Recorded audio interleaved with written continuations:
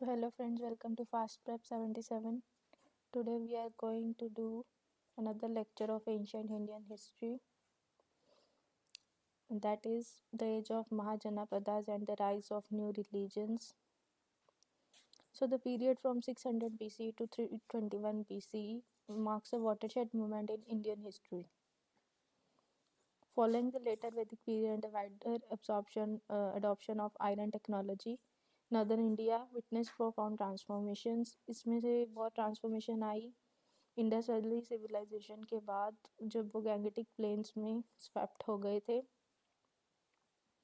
16 Mahajanapadas form हुए। Mahajanapadas, what is महाजनपदस?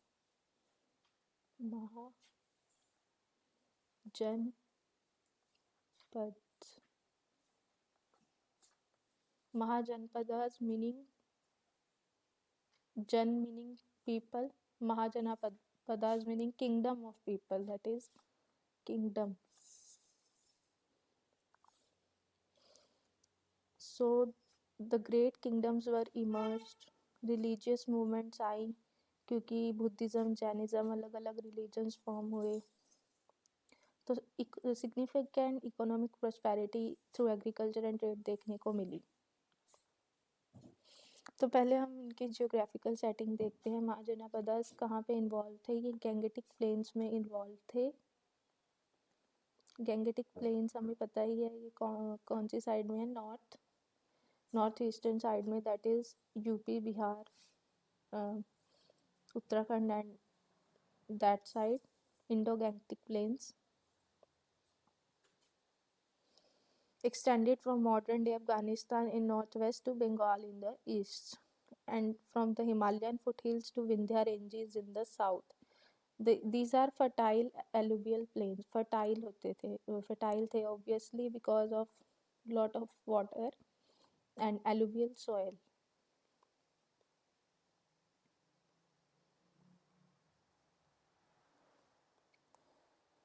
Made cultivable through iron technology, provided the economic foundation of these kingdoms.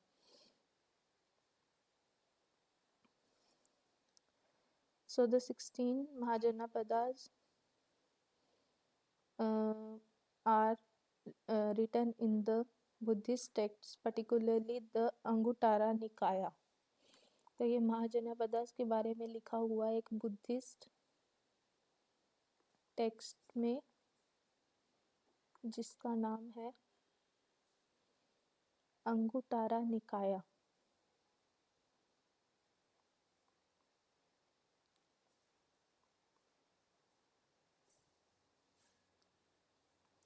Kasi was one of the most prosperous kingdoms, famous for textiles, particularly fine cotton and silk fabrics.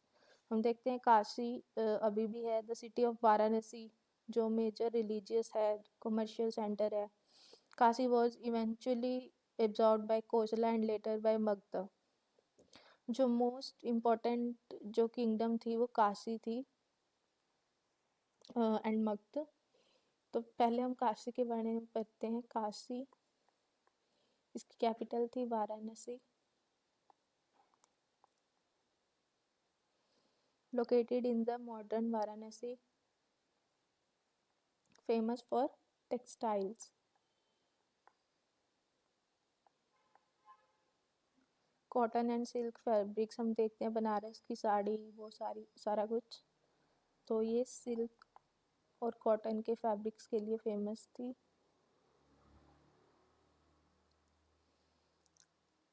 तो पहले कौशला के under आता था, फिर मगधा ने इसको capture कर लिया था. ट्रेड और टेक्सटाइल मैन्युफैक्चरिंग से ही इसकी वेल्थ जो है, इकोनॉमी हमें देखने को मिलेगी. Next is Kosala. इसकी कैपिटल थी श्रावस्ती.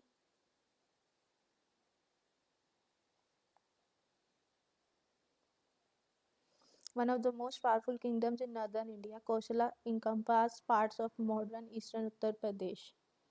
So ये सबसे पावरफुल थी नॉर्दर्न इंडिया में,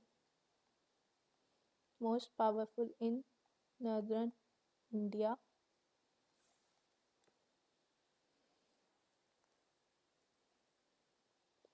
नॉर्दर्न इंडिया में कौन कौन आ जाता है? ईस्टर्न उत्तर प्रदेश, वहाँ तक भी फैली हुई थी। It had two major cities, Shravasti and Ayodhya.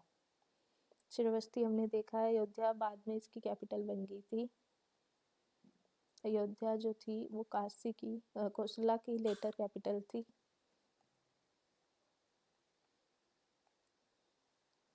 The kingdom was closely associated with Buddha, who spent many years in teaching in Shravasti. जो लॉर्ड बुद्ध थे उन्होंने श्रावस्ती में काफ़ी साल बिताए। इसकी कैपिटल थी, जो टीचिंग में टीच करते थे वो। King Prasenjit was a contemporary and a patron of Buddha. Kosala eventually lost its independence to Magध। तो इसके बाद जो आती है वो है अंग, अंग महाजनपदा, और इसकी कैपिटल है चंपा।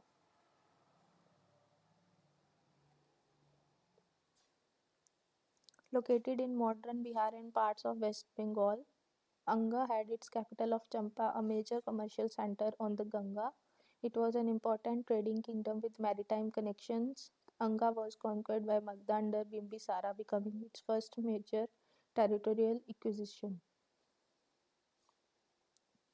तो ये हमें चंपा से चंपारण बिहार मूवमेंट, हम उसको याद रख सकते हैं। ये बिहार और वेस्ट बंगाल को कंप्राइज करती थी आज के मॉडर्न डे इंडिया में। इसके नेवी मैरीटाइम कनेक्शंस थे, वाटर कनेक्शंस थे। तो अंगा सबसे पहले कॉन्कर की थी बिम्बिसार ने। बिम्बिसार की फर्स्ट टेरिटोरियल एक्विजिशन थी। नेक्स्ट हम पढ़ते हैं मगध के बारे में। Magadh is most important Mahajanapada.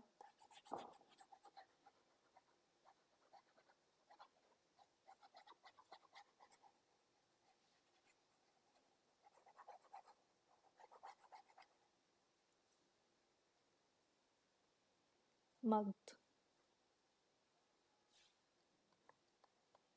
Magadh की कैपिटल थी राजगृह, राजगृह। लेटर इसकी पाटलिपुत्र बन गई थी, बाद में इसकी क्या बन गई थी? Pataliputra. Magध emerged as most powerful of all Mahajanpadas and eventually established an empire covering most of northern India. ज़्यादातर नॉर्दर्न इंडिया मगध के पास था। Located in modern Bihar south of Ganga, Magध possessed several strategic advantages. It had abundant iron ore deposits in nearby hills, enabling superior weapons and tools. Hills के पास था, जो बिहार के पास पड़ते हैं, तो उसमें आयरन और की मात्रा बहुत ज़्यादा थी, जिससे टूल्स और वेरियस वेपन्स की जो मैन्युफैक्चरिंग है वो इजी हो जाती थी।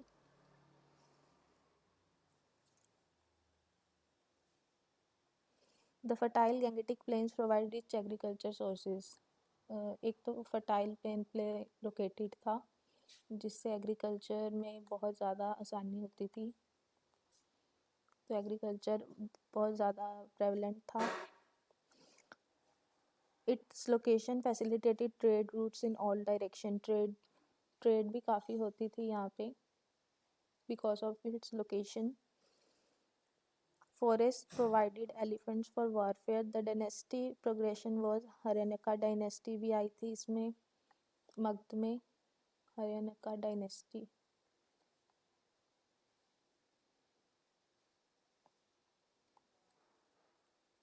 बिम्बिसार और अजातशत्रु इनमें हर्याणा डायनेस्टी को कंप्राइज करते हैं। बिम्बिसार, अजातशत्रु।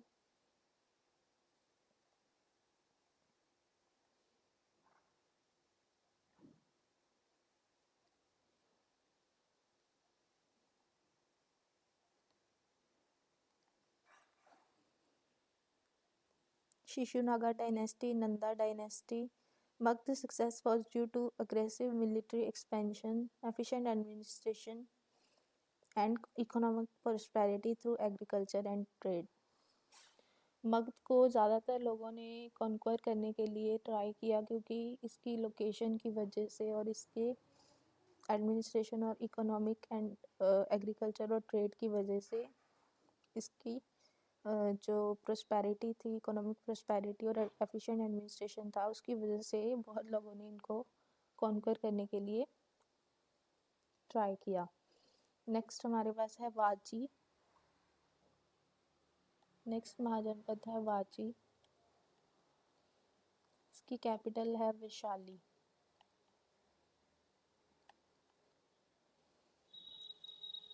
वाजी वॉज कॉन्फेडरेसी गना संघा ऑफ 8 क्लैंस, मतलब 8 जो बोलते हैं हम 8 किंगडम्स का मिलाप था। The Licchavis being the most prominent.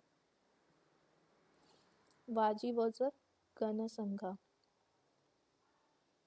मतलब कितनी ही किंगडम कितनी ही क्लैंस का जो ग्रुप था।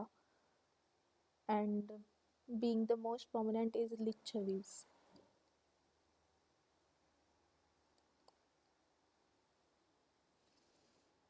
Located in the north of Ganga in modern Bihar, it was also in Bihar.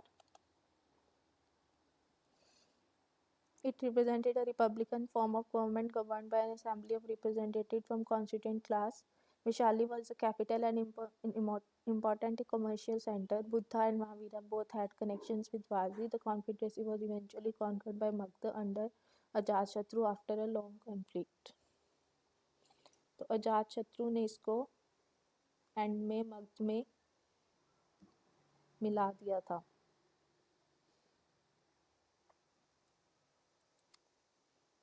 So that's all for today's lecture. We will study another Mahajanpads tomorrow. That's all. Thank you.